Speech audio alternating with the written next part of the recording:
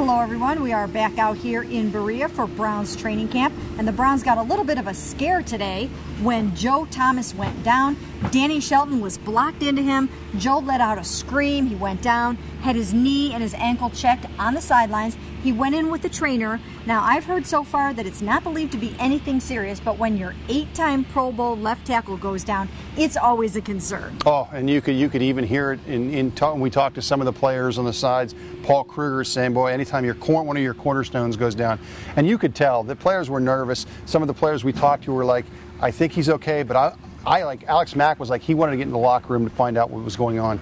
Everyone knows what Joe Thomas means to the Browns. Oh, absolutely. Now, if he does have to miss, now, you know, he's a longtime savvy veteran, and they really don't need him to play in this first preseason game. So if he doesn't play, they'll use some combination of Michael Bowie, who the Browns are really high on lately, and the rookie Cam Irving. So I suppose there's a chance that they'll let Joe rest up a little bit from this, but you never know. I mean, after all, Joe Thomas has never missed an NFL snap. Isn't that amazing? It is amazing. And you know what, though?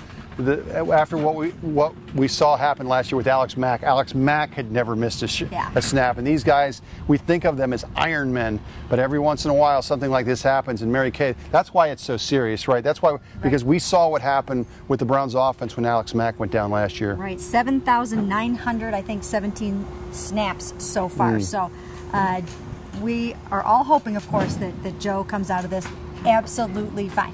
A couple of other things that happened today. First of all, hey, I also saw Brian Hartline pull up a little limp after a pass play downfield. He got kind of tangled up there with Tramon Williams, and he limped off a little, but then he was fine afterwards, so I think he's okay. He seemed to shake that off. But the injuries are starting to pile up. Also, we talked to Isaiah Crowell today, and he had a response to Wilbert Montgomery calling out those running backs and basically saying, I need these guys to be hungry and show me more. Yeah. You talked to him extensively. Man, I wasn't here yesterday, but boy, Wilbur did not pull any punches. And you just wonder that with some of the guys out of the lineup, he just wants more compete. He wants some guys going harder because Mary-Kay, this is a big part of their offense. They don't have a franchise quarterback right now. That running game's got to get going, and I'm sure that's kind of what Wilbur wants to spur some of these guys. Yeah, not only that, Wilbur is himself a former 2-time All-Pro running back, and he's coached the likes of Hall of Famer Marshall Faulk. He knows what it takes to be great. The thing that I think sometimes is missing in the running back room is that savvy veteran to show the guys the way. They don't really know just how hard it is that you have to train, prepare, watch film, and practice.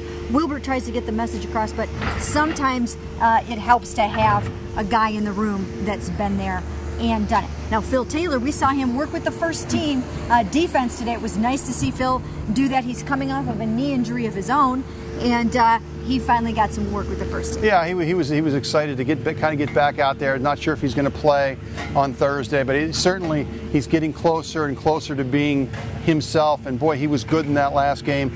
Coming into the last year of his contract, I think you're going to have a very motivated Phil Taylor. And you're working on a story on Paul Kruger, and boy, every time I look out there, he is just explosive and coming off that edge and rushing the passer. What's the deal with Paul? You know, Paul Kruger got married in the offseason, but you know, a guy that's kind of going through, becoming more of a leader. He's kind of settling down. He obviously came over here from Baltimore, big money contract. First year didn't go great.